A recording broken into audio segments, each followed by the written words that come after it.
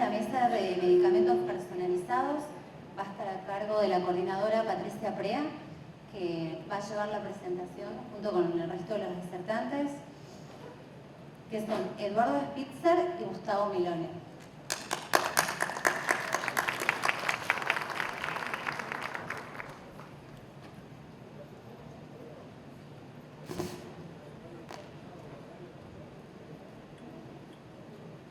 Bueno, buenos días. Vamos a tratar por lo menos de hacer la presentación cortita.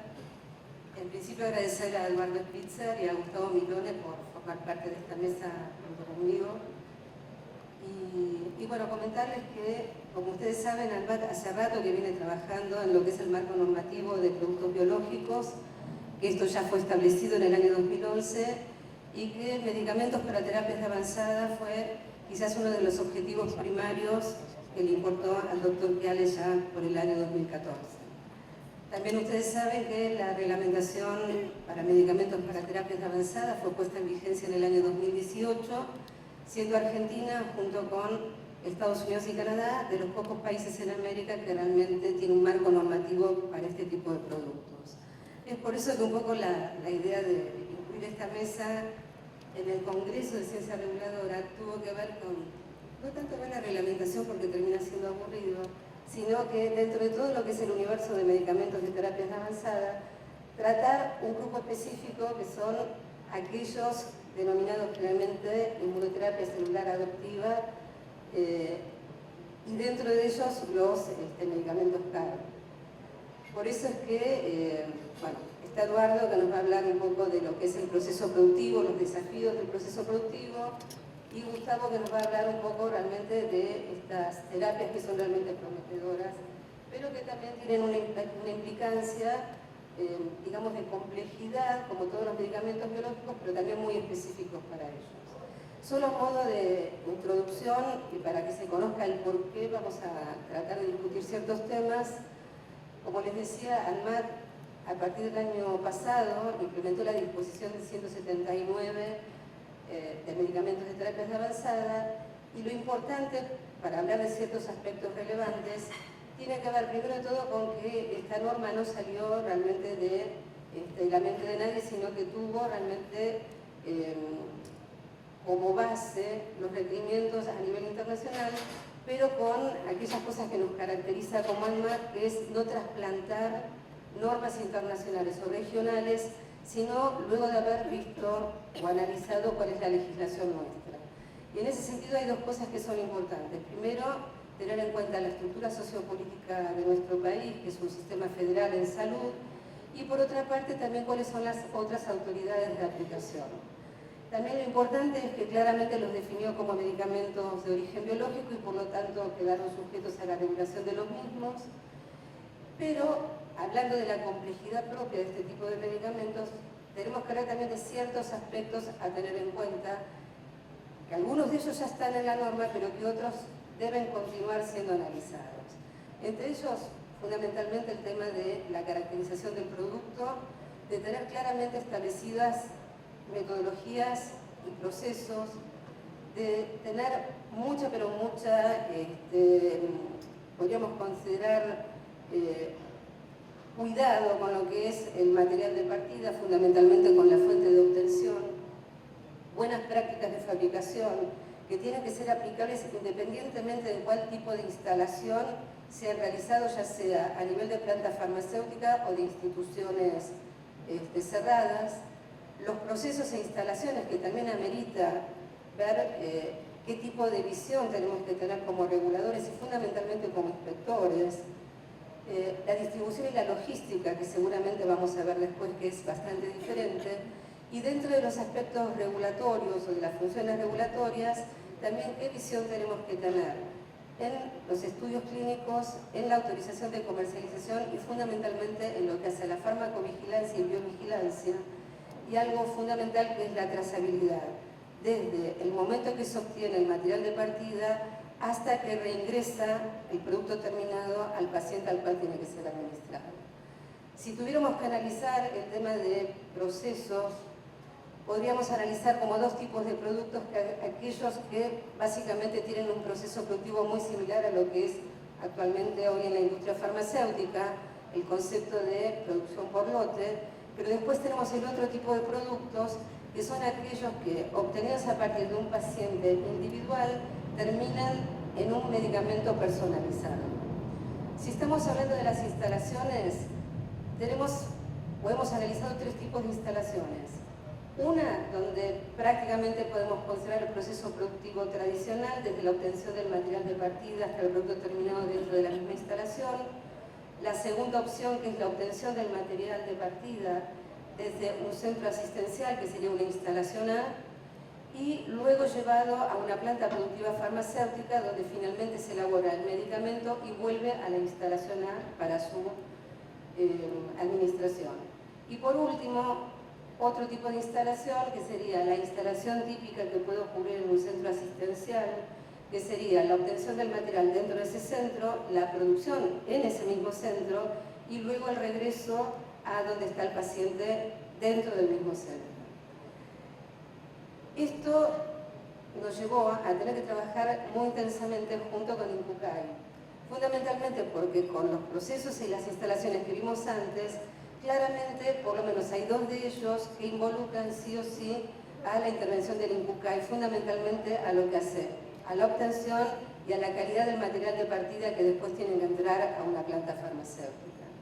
Así es como que logramos con INCUCAI, después de muchos años de trabajo, tener un documento de consenso donde establecimos claramente cuáles son nuestras competencias y cómo debíamos interrelacionarnos para no dejar ninguna brecha ni ninguna laguna que diera lugar a la posibilidad de que se instalaran, como hemos visto a lo mejor en el presente y en el pasado, cierto tipo de empresas, para llamarlo de alguna manera, que lo que pretenden hacer es trabajar fuera de toda reglamentación, teniendo en cuenta que solamente eso ocurre dentro de una instalación supuestamente que no requeriría ningún tipo de habilitación, más que la de una clínica o la de un sanatorio. Por último, esto era simplemente como para dejarlo un poquitito más claro, es lo mismo que mostré antes, donde queda claro dónde es todo competencia de ADMAT y dónde es todo competencia de INCUCAI.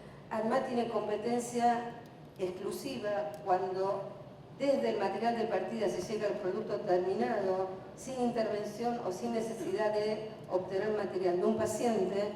En el segundo esquema es donde en la instalación A sí o sí requerimos de la intervención de INCUCAI, llega a la instalación B, que es claramente un proceso regulado por la ADMAT, la instalación C, que en este caso es el gran acuerdo que hemos llegado con INCUCAI, que si bien es una instalación que podría, por ejemplo, estar instalada en cualquier provincia donde ADMAT probablemente no podría llegar a intervenir, INCUCAI, por la competencia que tiene a nivel nacional, sí puede intervenir desde la obtención del material hasta su administración, y cuando el proceso sea desarrollado de esa instalación, nos estaría dando la apertura para poder hacer la habilitación de la planta y, consecuentemente, luego la fiscalización.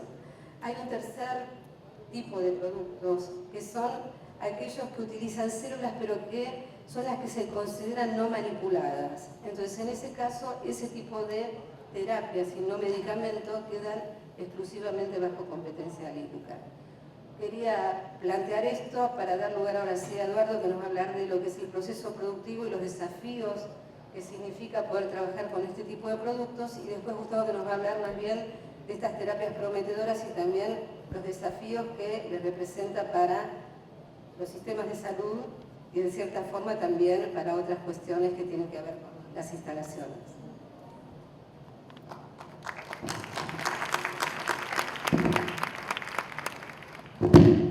Buenos días. Antes que nada, agradecer a la administración por poder participar de este evento y contarles un poco sobre esta terapia, que es lo más nuevo de la medicina moderna.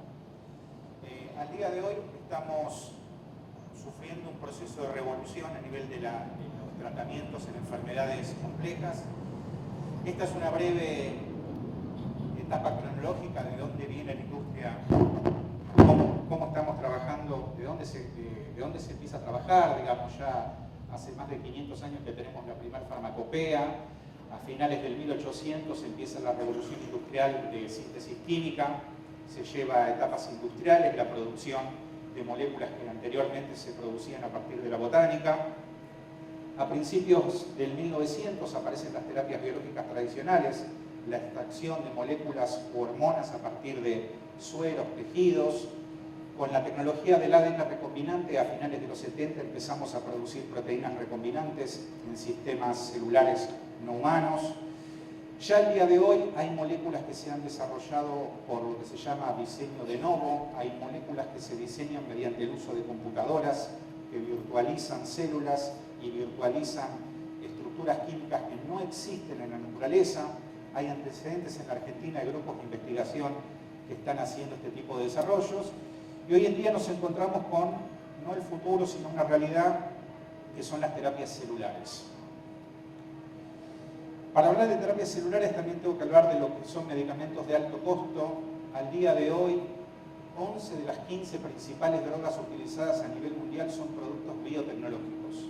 Son anticuerpos monoclonales como Stelara, Elia, Maptera, Bastin, Enbrel, Humira, y son medicamentos que tienen un altísimo costo financiero para el sistema de salud.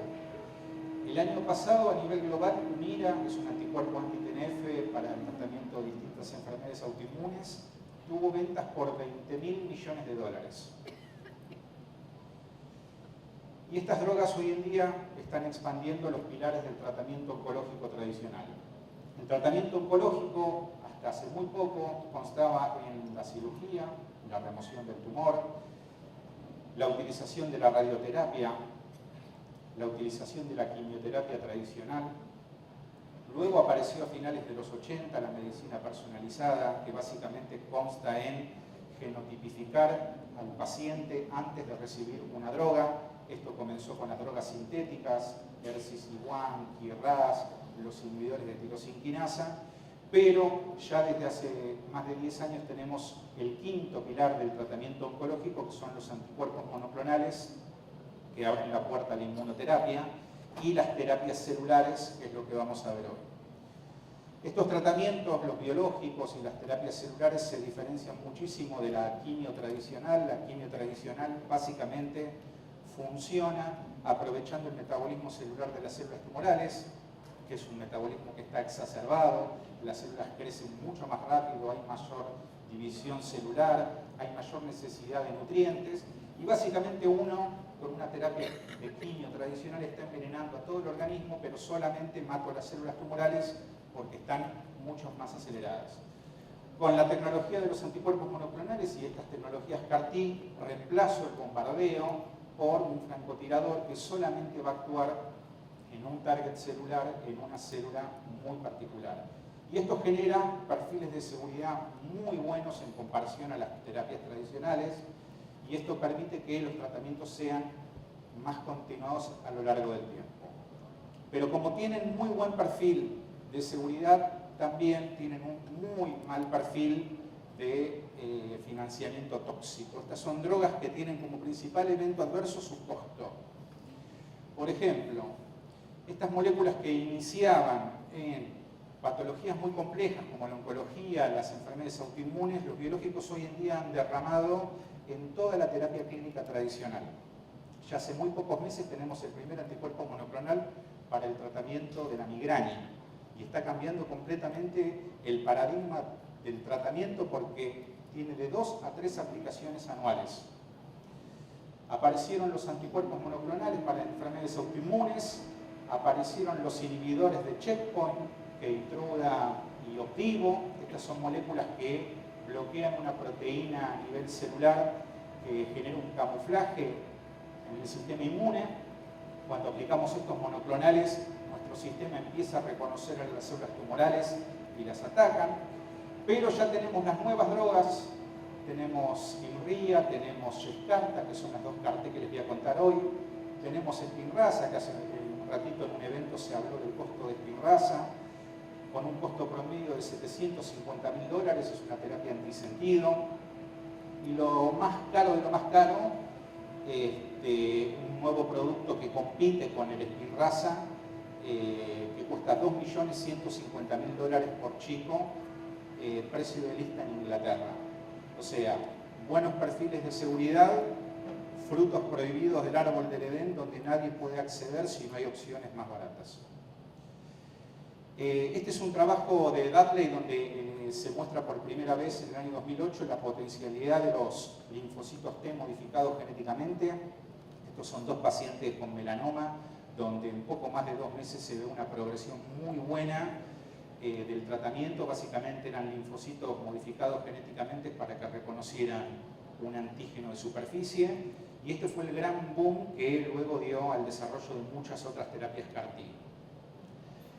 No se ve muy bien por la luz, pero bueno, este es el universo de empresas que hoy en día están trabajando con CAR-T o terapias celulares. Tenemos las terapias autólogas, que son básicamente las terapias donde extraigo un paciente y ese paciente vuelve a recibir su célula. Las terapias halogénicas, que es el futuro, que es básicamente células universales, donde no hay que tener preocupaciones por reacciones inmunológicas o rechazo por lo que es el complejo mayor de histocompatibilidad.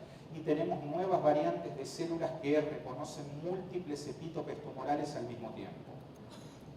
Básicamente la tecnología se basa en la modificación genética de una célula de nuestro sistema inmune, un linfocito T, que se le agrega un receptor quimérico antigénico. Su mecanismo de acción es: primero la región SC del FB va a reconocer a un antígeno celular, que en este caso es el CD19 de los linfocitos B positivos tumorales. Cuando esta célula T se une, se promueve la expansión celular y diferenciación por toda una cascada de señalización intracelular. Esto es muy similar a lo que pasa en el ADCC con las terapias de anticuerpos monoclonales como rituximab, que es la citotoxicidad mediada por anticuerpo. Y luego, cuando se unen a estas células y comienza toda esta señal de cascada, se activa la lisis celular de la célula, porque los linfocitos empiezan a secretar todo el complejo de proteasas perforinas que van a generar un poro en la célula tumoral y la van a matar.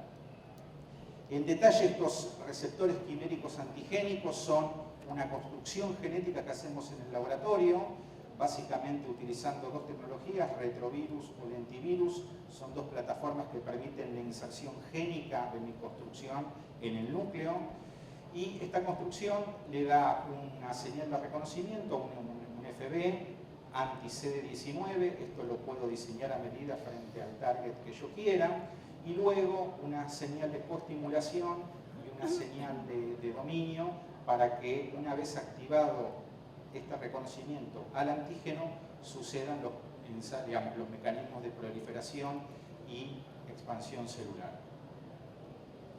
Me encantó ver esta foto porque también pasa en Inglaterra. De no venir ningún colectivo, de repente aparecen 2, y esto es lo que pasó en el mundo, de no tener terapias y haber estado leyendo y teniendo muchos estudios clínicos. A nuestra sorpresa, la comunidad científica, en 2017 aparecieron 2 productos juntos: el primero de Novartis, que se llama Kymriah, y luego el producto que hoy en día es Gilead, pero lo desarrolló Kite Pharma, Yescarta. Las 2 son terapias CD19, con sus diferencias. Los 2 productos, estos son los productos terminados, este es un producto vivo, acá no hay un vial, no hay formulación, sino que estamos administrando células del paciente modificadas genéticamente. Ahora el doctor Milone va a poder contarles un poquito más de la experiencia clínica, pero básicamente Yescarta se aprobó para el linfoma B difuso células grandes, el linfoma B mediastínico, y Kymriah para leucemia linfocítica aguda y linfoma B difuso células grandes. Tiene distintas características. Este producto aguanta, una vez administrado, tiene una persistencia de hasta 8 semanas, y Kymriah de casi hasta 7 años post-administración. O sea, le estamos dando un medicamento, una terapia a un paciente en la cual va a estar coexistiendo hasta 7 años en su organismo. Por eso tenemos que tener mucha seguridad de lo que estamos haciendo. El proceso, esto lo van a poder ver en muchas páginas y en presentaciones, es un proceso no muy complejo, pero en realidad lo es. Básicamente comienza con no se ve el cuerpo humano, no lo ven. Se ve con la toma de muestra de un paciente que está escrineado para recibir el tratamiento. Este paciente luego tiene una separación de las poblaciones celulares, básicamente es una leucoféresis.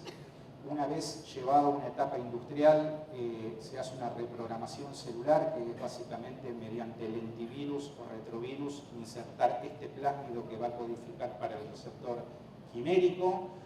Luego hay una etapa de expansión, donde las células son cultivadas en reactores Wave o en microreactores descartables. Se hace un proceso de formulado, se hace un proceso de llenado en estas bolsas estériles y luego es administrado de vuelta al paciente y monitoreado por un periodo de un mes consecutivo. La realidad es que este es un proceso mucho más complejo. No estamos produciendo solo un tratamiento, sino que también tenemos que estar produciendo todos los reactivos necesarios para poder llevar a cabo esta tecnología. Como les decía, está la toma de muestra del paciente. Esa toma de muestra tiene que viajar a un centro especializado, se hace la leucoféresis, se hace una generación de un banco celular, se hace una modificación genética, y esta modificación genética se hace con un virus que tiene que haber sido producido en una escala GMP, se hacen las activaciones celulares. Esta es una etapa donde, dependiendo de la tecnología, se utilizan más de 20 citoquinas recombinantes para poder activar en cultivos celulares. La expansión se hace generalmente en sistemas web, se recolectan, se formulan, se retienen muestras, el famoso archivo de salud pública sería este caso, donde los sistemas que generen esto van a tener que tener una contramuestra del material que generaron a medida del paciente. Una vez que se formula, se titula a una concentración de células particular, se le agregan agentes conservantes, se lo criopreserva, se hace un control de calidad de liberación del producto y se administra. Una etapa tradicional de una producción de una terapia CAR-T tiene más de 600 reactivos recombinantes asociados en distintas etapas del proceso. Y eso requiere una normativa y una analítica muy particular para asegurar que el proceso sea lo más consistente posible. Está disponible, esto fue para la aprobación del primer producto, el FDA. Este producto es un producto biológico vivo que se expande y se diferencia, ya sea por el proceso de manufactura o luego de la administración de los pacientes. Debido a su característica dinámica, se ven muchos desafíos a nivel de manufactura para generar lotes consistentes. La potencia, que nosotros estamos muy acostumbrados en ver la potencia de un anticuerpo monoclonal o de una droga mediante un método analítico, acá es un ensayo, son múltiples ensayos. El principal es lo que se llama la producción de interferón gamma, que es como un marcador subrogado de la respuesta celular y la activación, pero que también sabemos que este ensayo no correlaciona con la respuesta ni el perfil de seguridad en vivo, es un método in vitro.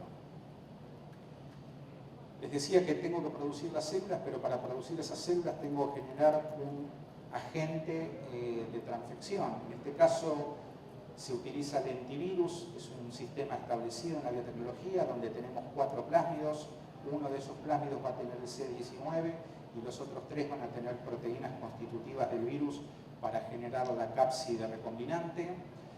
No sé si lo verán, pero este producto tiene múltiples ensayos de identidad, básicamente secuenciamiento por PCR, los ensayos de potencia, activación, número de partículas interferentes, expresión de transgenes, proteínas residuales de huésped, DNA residual de huésped, albúmina, esterilidad, endotoxinas, agentes adventicios, etcétera, etcétera, etcétera.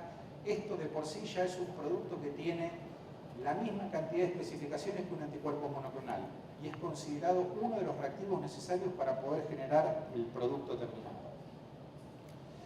Este virus también tiene múltiples etapas, básicamente partiendo de un banco celular maestro que se expande, que se modifica genéticamente, que tiene etapas de downstream cromatográfico por distintas metodologías, cefarosa, exclusión molecular, etc.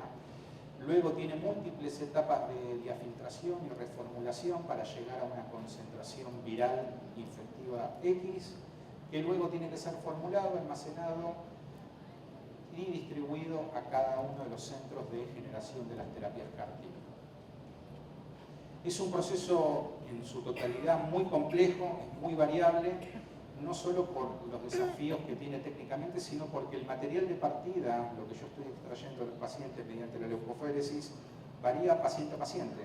O sea, tengo poblaciones celulares B, monocitos, los natural killer y los linfocitos T en distintas poblaciones, pero yo tengo que llegar a una población de linfocitos T enriquecida con la mínima cantidad de estas células. ¿Por qué? Porque si están presentes en la etapa de modificación genética, yo a estas células también le voy a estar incorporando receptores quiméricos antigénicos. Y no lo quiero porque seguramente van a tener lo que se llama efectos off-target, en tejidos donde no tienen que funcionar. Y si yo logro superar todo esto y tengo una buena población celular, cuando hago la modificación genética, esta es la variabilidad que tiene en función a las células y a los lotes el número de copias. Estos plásmidos, una vez que se integran en el núcleo, se van integrando en distintas partes del cromosoma, de manera aleatoria, salvo que utilice nuevas tecnologías como CRISPR-Cas9. Y eso me da que una célula puede tener una copia del CAR-T, otra célula puede tener 20 copias del CAR-T y otra célula va a tener 1000 copias del CAR-T. Y todo eso, que es un pool microheterogéneo de células que el paciente va a recibir, a su vez, este es el ensayo de liberación de interferón gamma. Cada célula tiene una actividad biológica distinta a la otra. Entonces, el desafío es estandarizar y tratar de minimizar la variabilidad en el proceso productivo. Utilizamos muchas metodologías a lo largo de procesos de manufactura, principalmente citometría de flujo para caracterizar las células, con cell sorter, ensayos de citotoxicidad, ensayos de liberación de citoquina, todo lo que es Luminex, ensayos de proliferación, espectrometría de masa, secuenciamiento de los PCR, secuenciamiento del RNA, etcétera, etcétera, etcétera. Y viendo las especificaciones de lo que es el producto que recibe el paciente, bueno, tenemos especificaciones de apariencia y color. Básicamente esto es un cultivo de células con medio de cultivo nutritivo y un agente protectivo para lo que es la etapa de congelamiento, como puede ser dimetilsulfóxido. Pero bueno, tenemos que asegurarnos endotoxinas bacterianas, esterilidad, micoplasma, determinación del PSB residual del lentivirus, el porcentaje de células viables, la determinación de la traducción mediante PCR, o sea, cuánto traduce la expresión del mensajero, la viabilidad celular, las impurezas del proceso, como pueden ser las partículas magnéticas que se utilizan para aislar las células en las distintas etapas, el porcentaje de células CD19 viables, la identidad por real time, el número de células totales, el número de células viables, la dosis, la determinación del CAR-T por citometría de flujo y la liberación mediante ensayo de potencia de interferón gamma. Como decía Patricia, esto trae muchos desafíos. ¿Por qué? Porque nosotros estamos acostumbrados a que un producto sea administrado a múltiples o a decenas de pacientes. Eso pasa. Acá cambia el paradigma porque un lote de producto es un paciente. Hay que asegurar la cadena de custodia, la cadena de identidad y la cadena de compliance, porque tenemos que asegurarnos al 200% que el producto correcto vuelva al mismo paciente del que derivan las células. ¿Por qué? Porque estas drogas estas terapias tienen muchos eventos adversos de por sí. Si llegara a dar una bolsa de producto a un paciente que no lo es un evento adverso fatal asociado a la infusión. Tienen un perfil de seguridad complejo. Estos son terapias vivas, es una célula, es un Pac-Man que lo diseñé como Terminator, está hiperactivado, está excitado, tiene un target. Los dos productos en el mercado, Kymriah y Yescarta, han tenido sus eventos adversos. Kymriah desde el 45% de eventos adversos y Yescarta el 28%.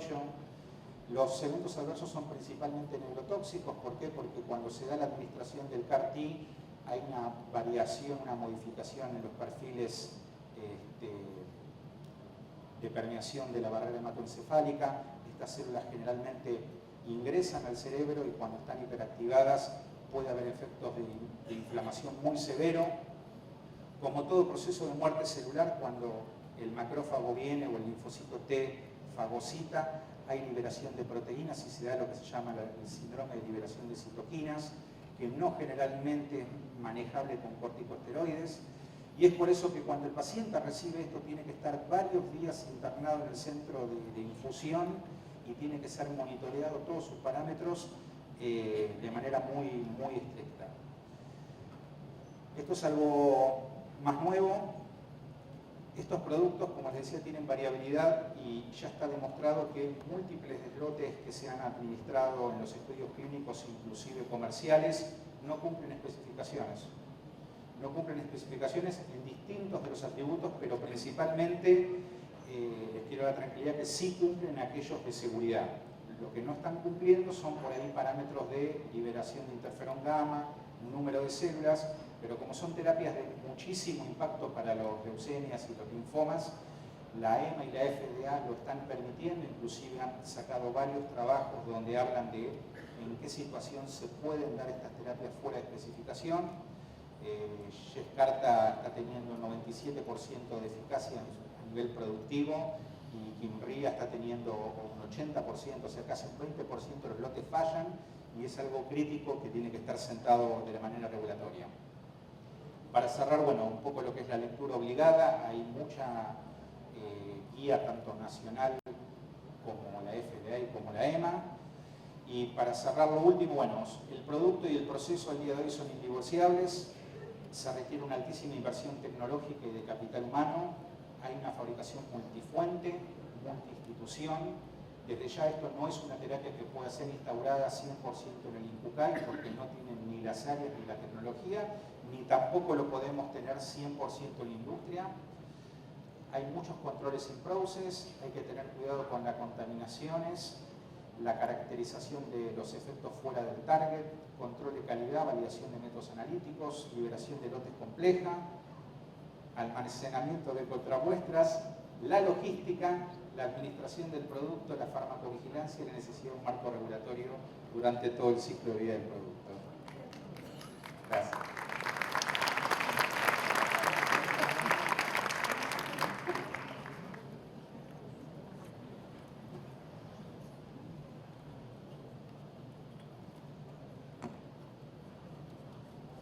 Bueno, buenas tardes. En primer lugar, quería agradecer la invitación a la Administración, en particular a Patricia Prea y al doctor Chiale, por compartir esta mesa acá con Eduardo, que es un amigo, además de ser un gran investigador. Una de las cosas que hay que tener presente cuando uno habla de CAR-T-cell, lo primero es, no es una tecnología nueva, sino que ya es una tecnología que lleva más de 20 años de desarrollo. Los primeros años se desarrollaron con mucho trabajo de investigación en laboratorio, hasta lograr obtener lo que hoy tenemos como CAR-T-cell así denominadas, para tener un receptor modificado, quimérico modificado, desde el punto de vista con un vector viral. Y tener presente que, como decía Eduardo anteriormente, estos son medicamentos o productos personalizados, es decir, que cada individuo debe recibir el producto individualizado para ese individuo y no puede ser utilizado para otro individuo. Por lo tanto, eso genera una serie de dificultades en todo el proceso de fabricación y de desarrollo.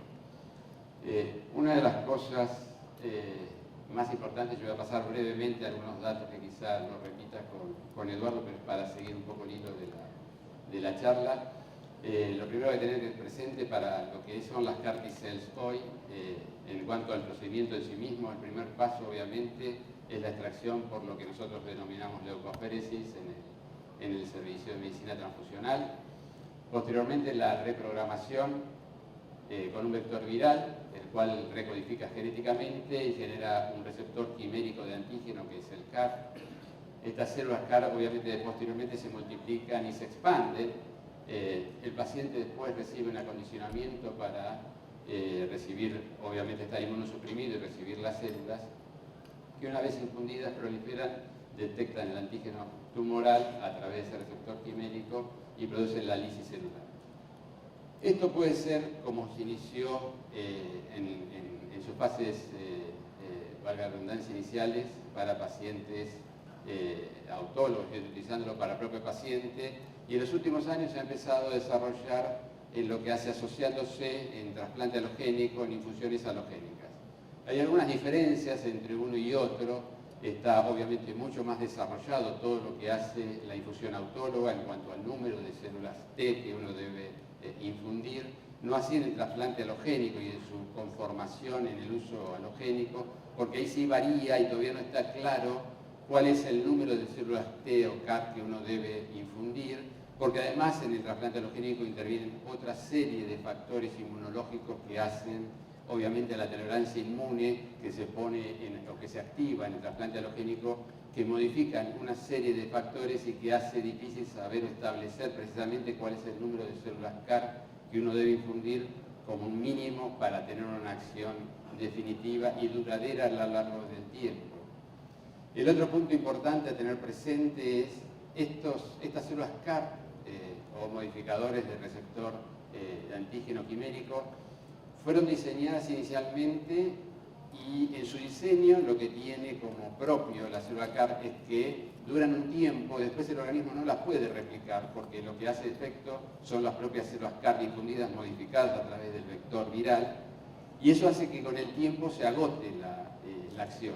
Es decir, que uno a través de este principio puede asegurar que su acción va a ser más beneficiosa para las patologías agudas que para las patologías indolentes. Y es así que esto demostraron los trabajos iniciales, donde el mayor enfoque y mayor resultados o eficacia tuvo en pacientes con leucemia linfoblástica aguda, y no tan así en pacientes con enfermedades indolentes como mieloma múltiple, linfática crónica, leucemia linfática crónica y otras patologías sobre tumores sólidos, como comentaba Eduardo, en melanoma, que hay varios trabajos o varios ensayos clínicos. Otra de las cosas importantes es que el mayor número de pacientes, debido a esto que le acabo de comentar, está dado en linfoblástica aguda por el gran campo de acción que tuvo y el efecto y la eficacia que tuvo, y mucho menos datos hay todavía, porque además no está aprobado. Recientemente, como mostraba Eduardo, fue aprobado en el año 2017 ambos productos, primero el Kinria y después el Yescarta, y las dos grandes coberturas de Estados Unidos, Medicare y Medicaid, lo aprobaron hace un poco más de 9 meses para su uso en la práctica clínica para linfoblástica aguda. El resto son todos ensayos clínicos que hay, pero no está aprobado su utilización en forma masiva, tanto en patologías crónicas como en tumores sólidos.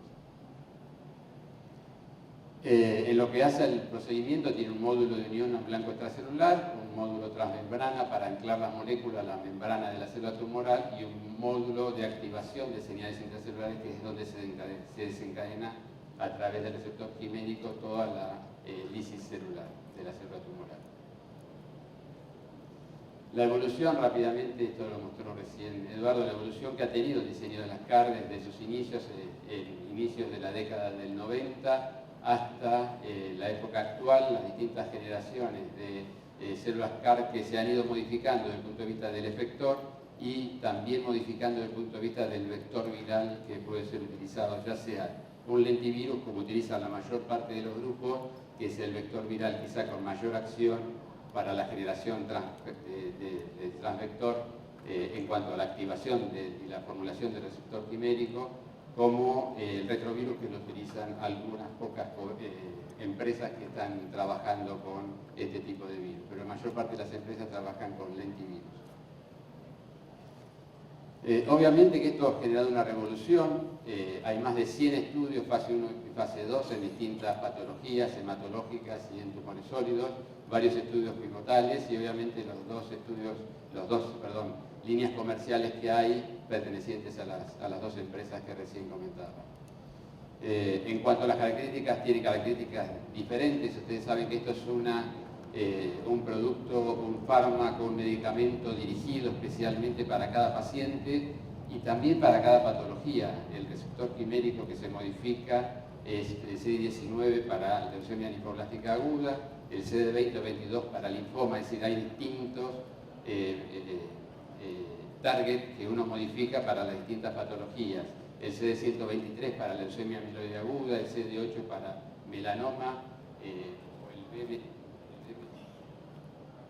BCA, que es el receptor de membrana B para mieloma múltiple. Este proceso lo mostró recién Eduardo rápidamente, los distintos pasos que transcurren a lo largo del proceso de lo que es el desarrollo de las células CAR, pero lo más importante que quería resaltar es la parte clínica, en lo que hace al monitoreo.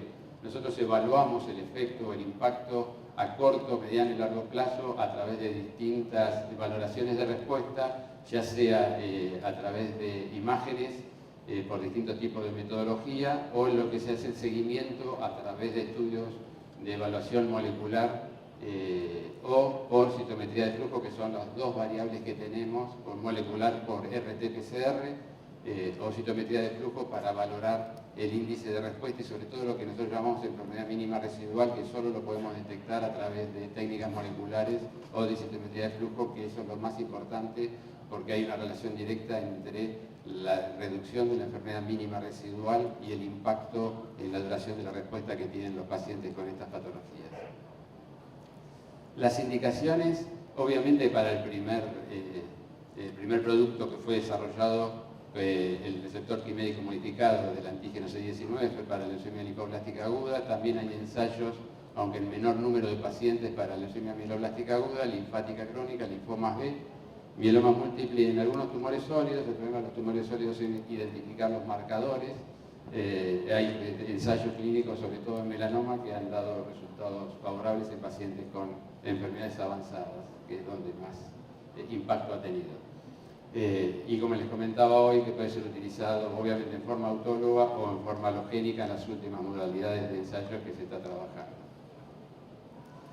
En cuanto a algunos datos de la aplicación clínica, en cuanto a linfomas B, son trabajos recientes que están publicados, linfomas difusos, la célula grande B o foliculares. Estos son siempre pacientes con varias líneas de tratamiento previo, recaídos o refractarios a esquemas previos, que fueron tratados obviamente previamente con trasplante autólogo de células hematopoyéticas. La inclusión de células CAR tuvieron un 64% de respuestas. Acá está modificada la célula CAR C19, incluyendo CD20 o CD22, también en el receptor quimérico, que muchas veces se combina. La calidad de la respuesta, 6 de 14 pacientes obtuvieron remisión completa con enfermedad mínima residual negativa en linfomas difusos y linfomas foliculares. 10 de 14 obtuvieron una remisión completa que fue duradera a la evaluación a 6 meses. Esto es, pacientes que de otra manera tienen una expectativa de supervivencia menor a 10% a un año, son pacientes rescatables y con una buena respuesta desde el punto de vista de enfermedad mínima residual y persistente a lo largo de los meses.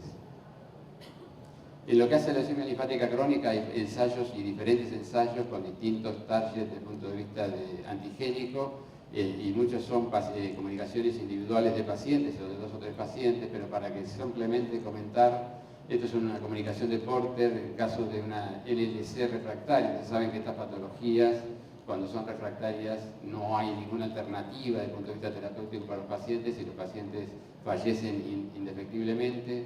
Enfermedad mínima residual negativa en los pacientes, en ese paciente que se infundió células CAR más allá de los 12 meses. Por ende, obviamente son resultados que necesitan un caudal de pacientes mucho mayor, pero que han demostrado un sustento en lo que hace la eficacia del procedimiento. Estos son otros reportes de Freitas que lleva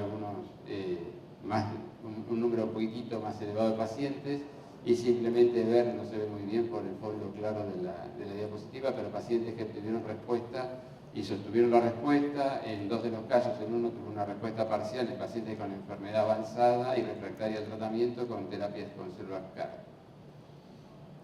En lo que hace al mieloma múltiple, quizás sea una de las patologías en la cual ha costado mucho más trabajar, porque el mieloma es una patología que quizás desde el punto de vista inmunológico tiene una conducta y una variabilidad mucho mayor que en el caso tanto de linfática crónica como de linfoblástica aguda o mieloblástica aguda. También lo mismo que en el caso anterior de pacientes con LLC, el reporte de casos con enfermedad recaída luego de haber recibido 2 trasplantes autólogos con una revisión completa con enfermedad mínima residual negativa más allá de los 12 meses. Por ende, obviamente esto implica la necesidad de tener una mayor casuística para demostrar cuál es la eficacia en ese tipo de patologías.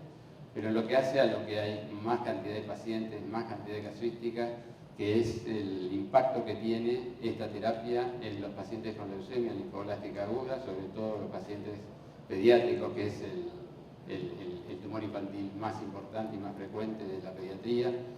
Este es un trabajo recientemente publicado en el New England Journal de Park y colaboradores, son 53 pacientes.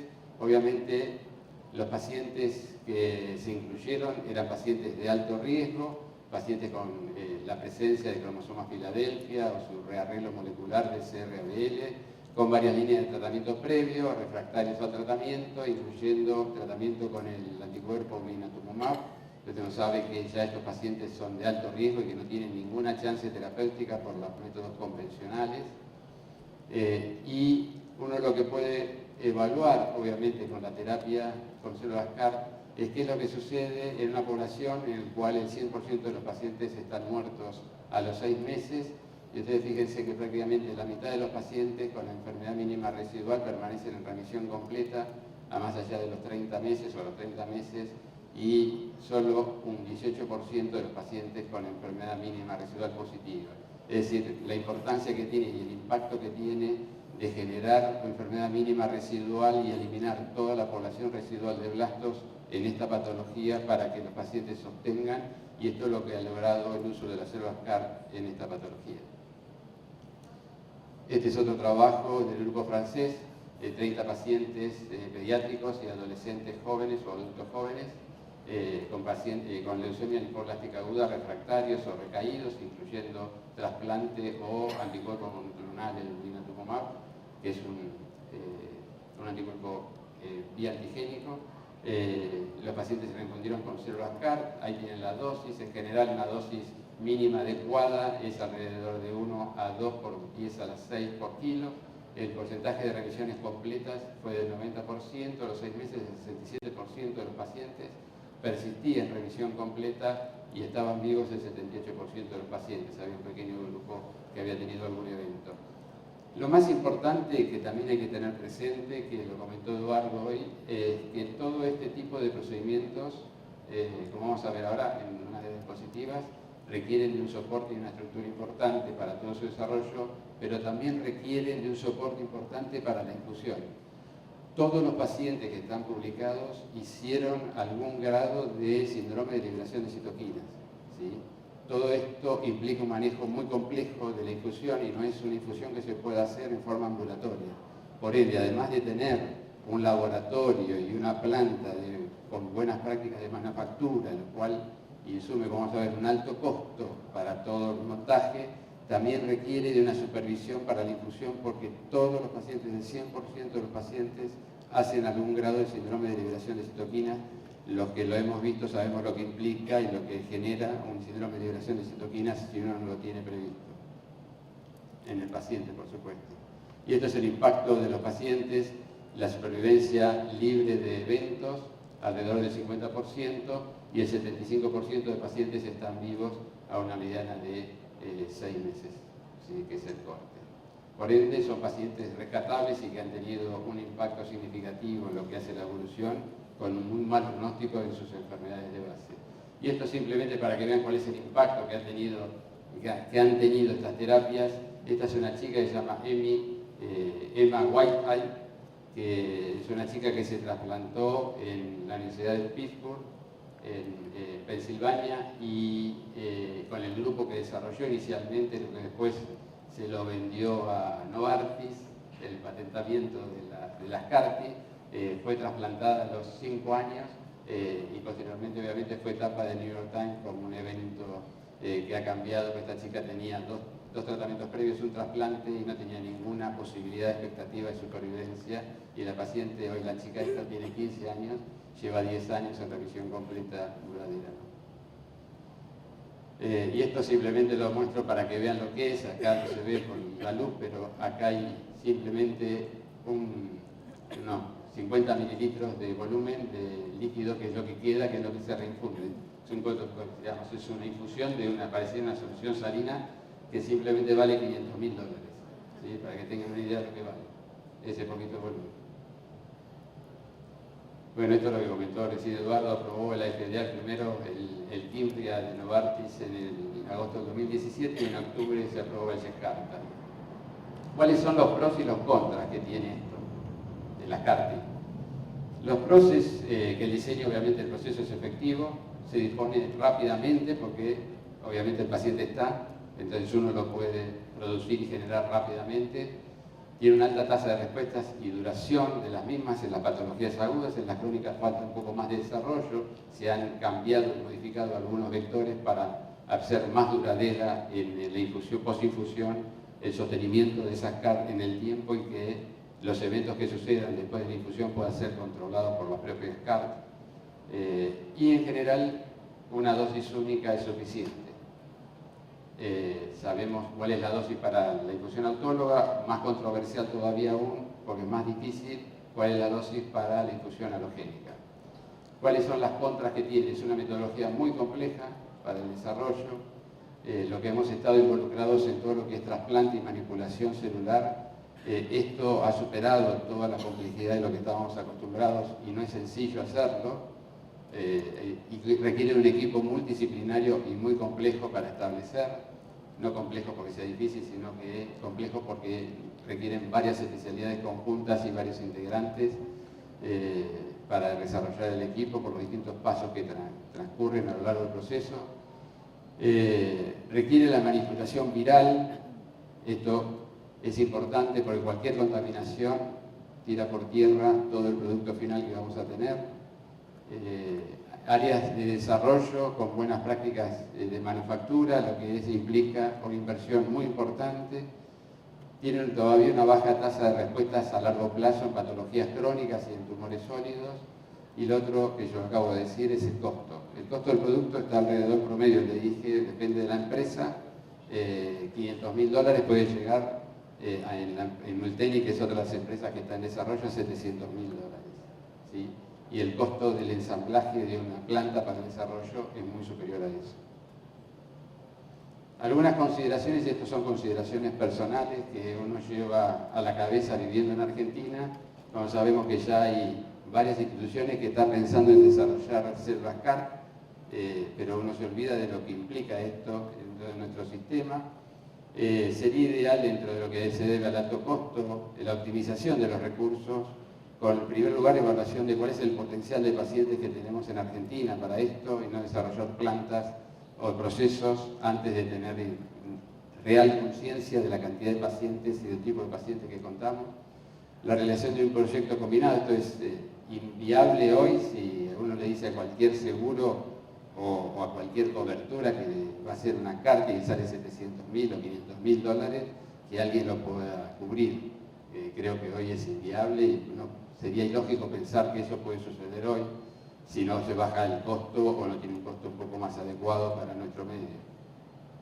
O de un proyecto que esté combinado público-privado para la centralización del mismo. Y lo otro más importante es la normalización del proceso y su necesario control, por lo que decía Eduardo, cada uno de los pasos que requiere y cada uno de los procesos de control que es totalmente diferente al resto y ya hemos vivido con la gente del INCUCAI lo que implica no tener una normativa en el manejo de células hematopoyéticas para patologías poco comunes o poco frecuentes o no normatizadas, todo lo que es terapias reparadoras, como así se denominan, que no solamente pasa acá, sino que pasa en todo el mundo, y lo que genera eso con los pacientes que hay detrás. ¿Sí? Lo hablo por lo que es Alzheimer, desde artritis o lo que se le puede ocurrir, que existe hoy gente que hace infusiones de células progenitoras en ese tipo de pacientes. Así que es muy importante tener control y normatizar antes de empezar a autorizar procedimientos. Nada más. Muchas gracias.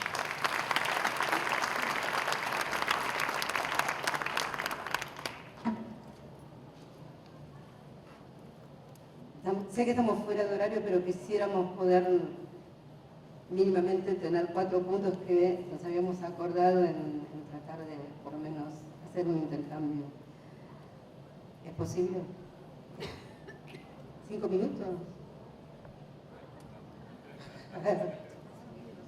No, el tema sería, cuando vimos inicialmente algunas de las diapositivas primeras que presenté, había 4 temas que considerábamos centrales, ¿no es cierto? Punto 1 era, vamos por el más complejo quizás, es el tema de eventos adversos, donde nosotros estamos hablando de la farmacovigilancia y de la biovigilancia, fundamentalmente porque acá tenemos que prever 2 tipos de eventos adversos, el que puede ser propio del producto, pero que también tiene que ver con la administración del mismo. Con lo cual entiendo que todo lo que es la vigilancia post-comercialización amerita realmente una mirada propia, a diferencia inclusive de otros medicamentos de terapia avanzada. Supongo que se necesitará un protocolo específico, un PGR específico y también a lo mejor un registro específico de pacientes y de los centros donde eventualmente se va a obtener el material y luego difundirlo. Sí, yo creo que esto cambia radicalmente todo el enfoque que teníamos previo del resto de las terapias, ya sea con trasplante o sin trasplante. Me parece que esto requiere de un seguimiento totalmente diferente, con un registro, obviamente teniendo previsto, de alguna manera sabiendo que todos los pacientes tienen algún grado de toxicidad por el síndrome de liberación de citoquinas y la complejidad que implica eso, porque si es leve y uno lo maneja rápidamente con corticoides no pasa nada, pero en los casos graves la cosa se pone mucho más complicada y puede llevar a la muerte del paciente simplemente por una infusión de 50 mililitros de un producto que es propio, modificado. Entonces me parece que eso sí requiere una farmacovigilancia especial. Lo que hace hoy, si yo digo qué es lo que hay que tener para estar habilitado, si una empresa, tanto Gilead como Novartis, quiere venir, uno tiene que tener aprobado por las entidades internacionales que son FACT-JACI, que son entidades que regulan la manipulación de células hematopoyéticas. Tiene que tener, digamos, aprobado por ellos el sistema para poder hacer la colecta de las células, si no, no lo hay. De hecho, yo estuve involucrado en el desarrollo de un estudio piloto regional y el problema que tenemos es que todavía no teníamos ninguna institución aprobada para hacerlo en Argentina. Ahora hay 2 instituciones, una en Córdoba y otra en Capital, que están tratando de llegar a aprobar por la FACT-JACI, que lleva 3 periodos de 2 años cada uno, de 6 años, para poder aprobar todo el proceso de lo que es las buenas prácticas de lo que hace la manipulación celular. Por ende, digamos, hoy si uno quisiera tendría que establecer las pautas y las normas, que de hecho el INCUCAI trabajó arduamente en eso para poder tratar de establecer y que se juntó junto con ANMAT por todo lo que es el desarrollo de normatización de todos los procesos, y me parece que sí es necesario hacer un seguimiento de farmacovigilancia totalmente diferente. Pero tenés que tener aprobado lo que es todo el proceso de recolección, cada uno de los pasos que vas a dar, desde la recolección hasta la infusión. Por eso que justamente el trabajo del INCUCAI fue tan importante, porque estaba claro que lo que teníamos que tener en cuenta, o sea, no era el proceso productivo, sino la importancia desde la calidad que parte desde la obtención del material de partida hasta después la administración propiamente dicha, con lo cual estamos pensando claramente que probablemente la instalación donde se vaya a hacer la obtención y luego la administración tenga que tener una acreditación diferencial más allá de que el médico y que la instalación pueda tener una autorización de INCUCAI propia. Y acá venía el otro tema, que era también en procesos e instalaciones, y viendo lo que estamos hablando de el costo del medicamento, o del precio del medicamento, pero porque también tiene un costo por detrás terriblemente importante. Con Eduardo hablábamos el otro día que cuando uno entra a Google, quisiera googlear, Carticels, uno ve tan simplificado el proceso productivo que en realidad le parece como que cualquiera podría, en una instalación cualquiera, ponerse a hacer una cosa así.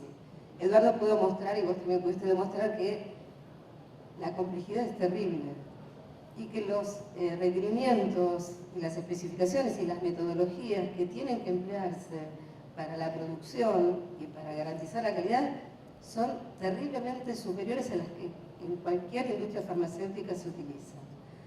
De manera tal que acá venía otra cosa que veníamos hablando con Eduardo. Cuando hablamos de las instalaciones, posiblemente también a nivel regulatorio, tengamos que ponernos a pensar en que tenemos que cambiar también lo que nosotros pretendemos de las instalaciones. Propiamente el layout de una planta productiva sea diferente, más allá del cumplimiento con buenas prácticas de fabricación.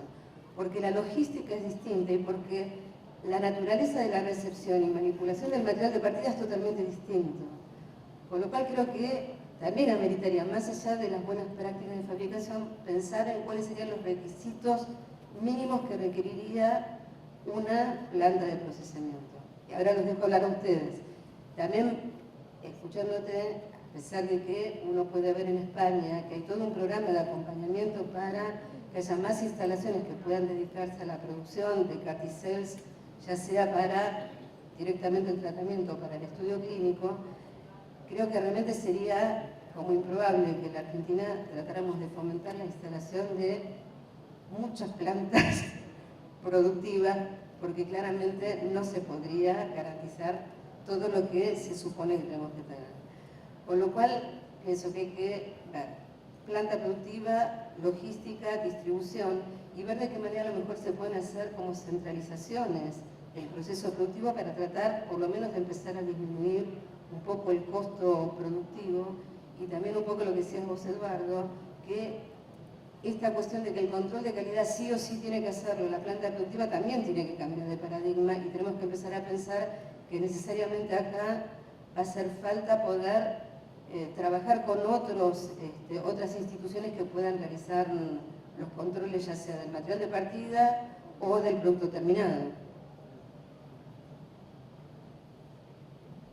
Sí, Patricia, efectivamente, el proceso de manufactura al día de hoy, por ejemplo, el producto de Novartis tiene solamente 63 sitios de recolección de muestras a nivel mundial y 3 sitios de manufactura de las distintas etapas, 2 con células y 1 con la etapa de la producción del vector viral.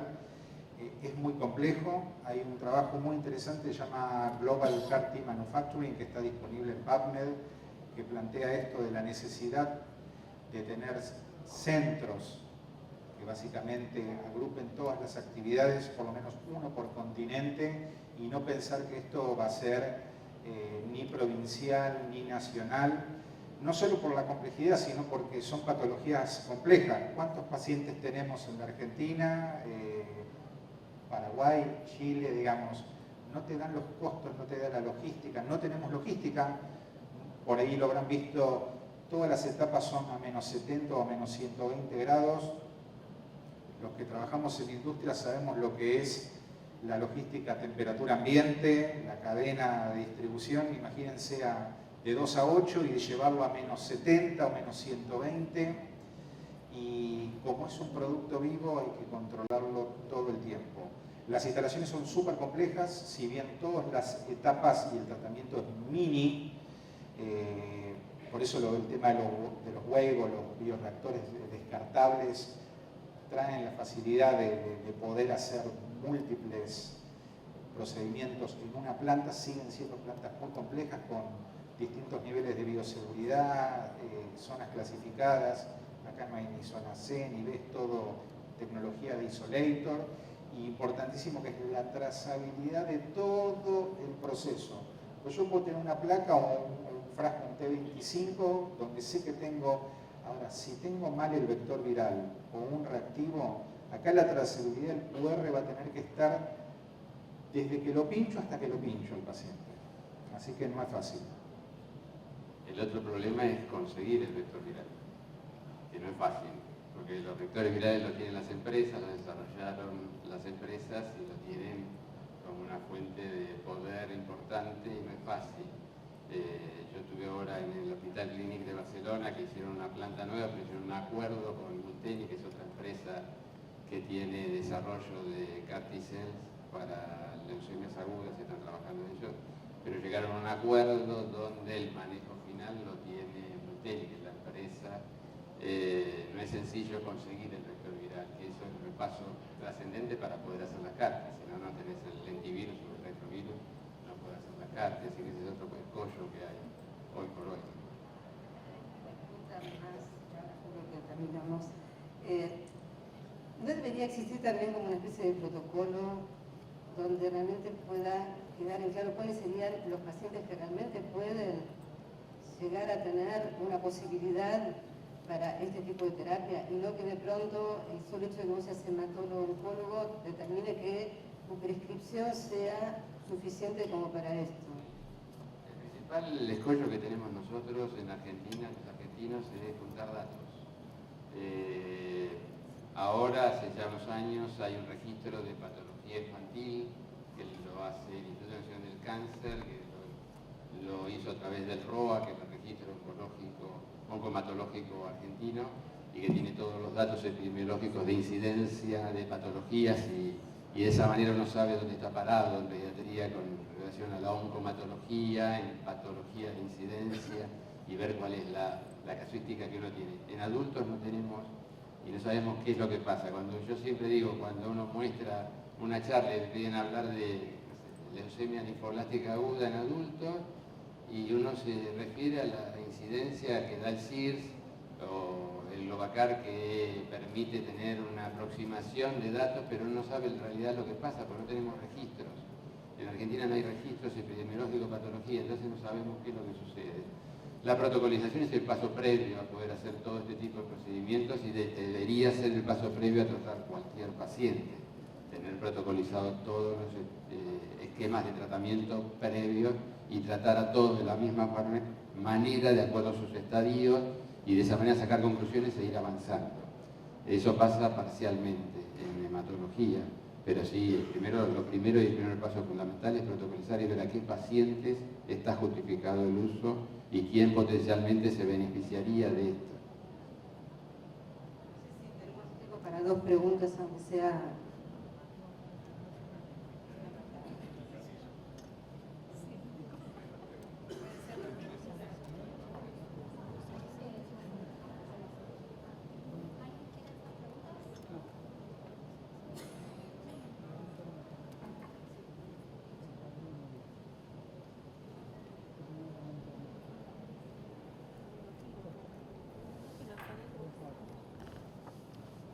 Hola, ¿qué tal? Buenas tardes.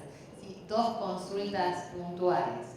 Respecto a la liberación del producto, como sería en planta, el tema, vi el desarrollo, digamos, de todos los ítems a analizar.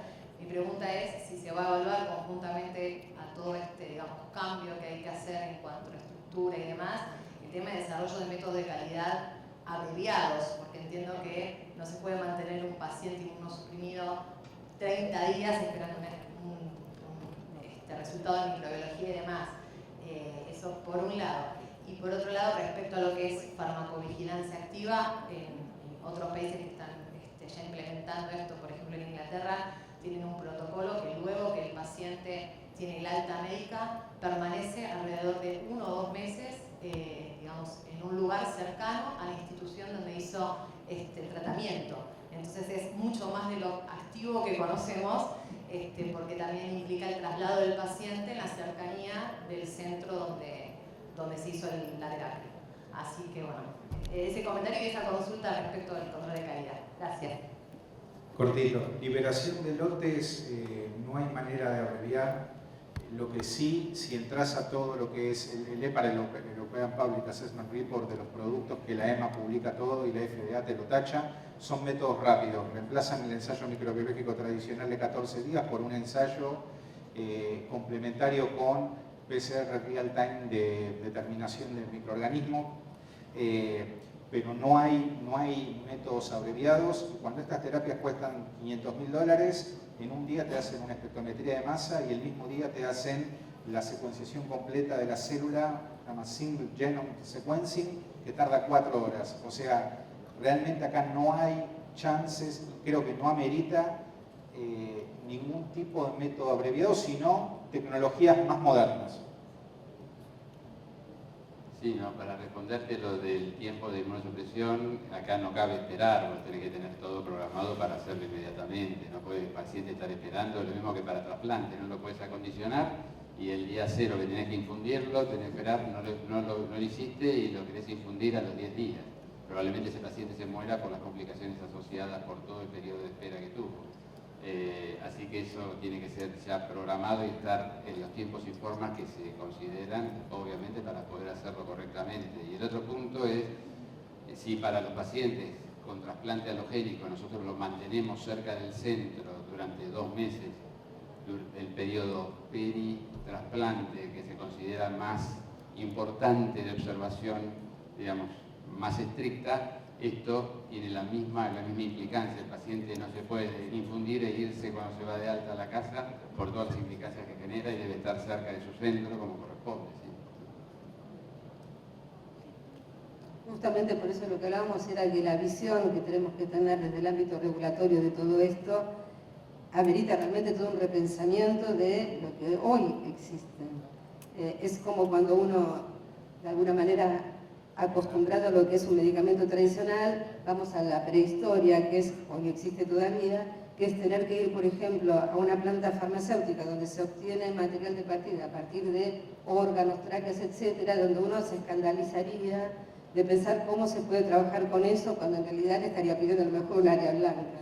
Con esto justamente al revés, es repensar realmente qué van a ser los requerimientos justamente para poder trabajar, garantizando la calidad y la seguridad del producto, pero teniendo en cuenta que el producto sí o sí tiene que estar disponible rápidamente.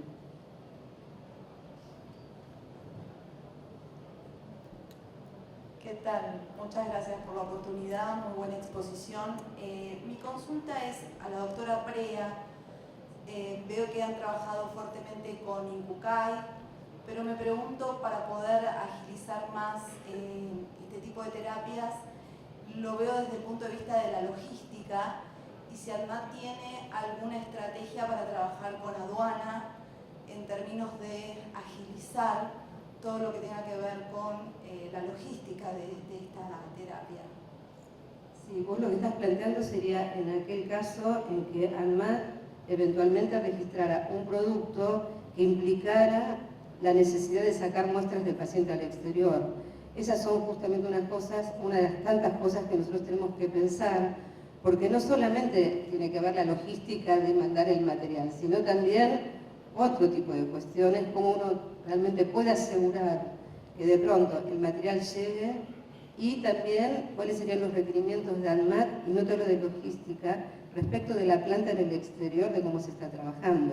O sea, acá no sé si sería tan fácil reconocer buenas prácticas o una habilitación, una acreditación otorgada por otra autoridad sanitaria, fundamentalmente porque vos estás mandando muestras de un paciente al exterior y después está reingresando un medicamento para ese propio paciente. O sea, hemos tenido consultas para otro tipo de medicamentos y te puedo asegurar que no es tan fácil. Porque además también hay otro tema, que muchas veces la planta que está en el exterior es como que considera que ellos tienen que tener la facultad de poder acreditar el centro con el cual va a trabajar. O sea, es un tema que amerita, justamente por eso lo trajimos, amerita una mirada muy especial. Pero seguramente, más allá de la aduana, tiene que ver con otras cuestiones, no solamente con la logística. Muchísimas gracias.